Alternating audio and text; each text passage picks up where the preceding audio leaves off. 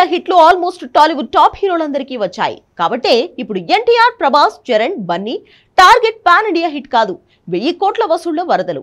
అవే అందరి టార్గెట్. అంటే super star Mahesh బాబుకి పాన్ ఇండియా హిట్ పడలేదు, అలాంటి మూవీ రాలేదు.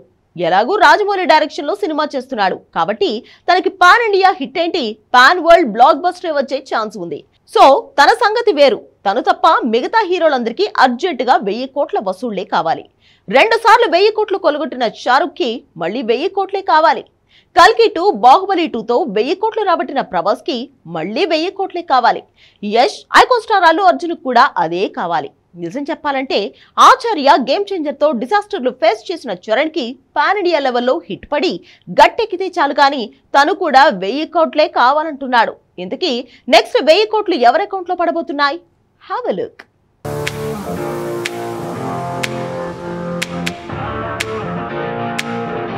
నెక్స్ట్ పాన్ ఇండియా హిట్ ఎవరికనే రోజులు పోయాయి. తమిళ్, మలయాళం, కన్నడ స్టార్లకు పాన్ ఇండియా హిట్ పెద్ద మ్యాటరే కావచ్చు. మన హీరోలకు మాత్రం 1000 కోట్ల వసూళ్లే అసలైన మ్యాటర్. ఎన్టీఆర్ RRRతో 1350 కోట్ల వసూళ్లను రుచి చూశాడు. కానీ అది మల్టీ స్టారర్ మూవీ. దేవర 670 కోట్లు వచ్చినా 1000 కోట్ల క్లబ్లో అడుగుపెట్టలేదు. చరణ్కి RRR తప్ప మరో పాన్ ఇండియా హిట్టే పడలేదు. మరి బన్నీకి పుష్ప 2, యష్కి KGF 2 లాంటి సినిమాలు 1000 కోట్లు దాటిలా చేశాయి. షారుఖ్ ఖాన్కి పఠాన్, జవాన్లు 1000 కోట్ల వసూళ్లను తేలిగ్గా మార్చేశాయి. దంగల్ వల్ల అమీర్ ఖాన్కి కూడా 1000 కోట్లు కాదు, ఏకంగా 2000 కోట్ల లెక్కలు తేలాయి. ఇవన్నీ జరిగిపోయిన ముచ్చట్లు. మరి నెక్స్ట్ ఎవరికి 1000 కోట్ల వరద వస్తుందనేదే అసలు ప్రశ్న. బాహుబలి 2, కల్కి 2తో 1000 కోట్ల వసూళ్లని 2 సార్లు టేస్ట్ చేసిన ప్రభాస్ రాజాసాబ్తో సెప్టెంబర్లో అటాక్ చేయబోతున్నాడు. ఈ ఏప్రిల్ 10కి the Rajasaab full fledged promo రాబోతోంది. ఆల్రెడీ ఫిల్మ్ టీమే బయటకు లీకులు ఇస్తోంది కూడా.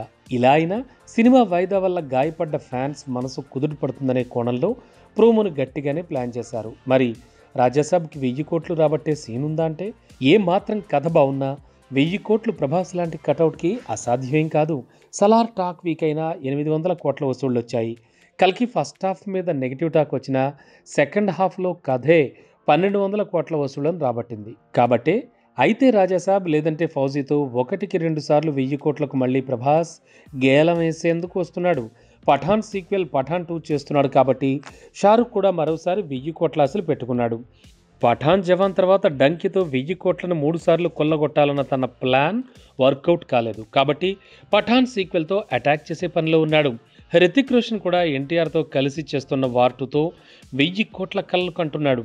KGF 2తో దుమ్ము దులిపిన యష్ టాక్సిక్తో పాన్ ఇండియా హిట్ కంటే 1000 కోట్ల వసూళ్ల మీదే ఎక్కువ ఆశలు పెట్టుకున్నాడు. సో తన టాక్సిక్ ఏమాత్రం బాగున్నా 1000 కోట్లు రాబట్టే స్టామినా తనకు కూడా ఉంది.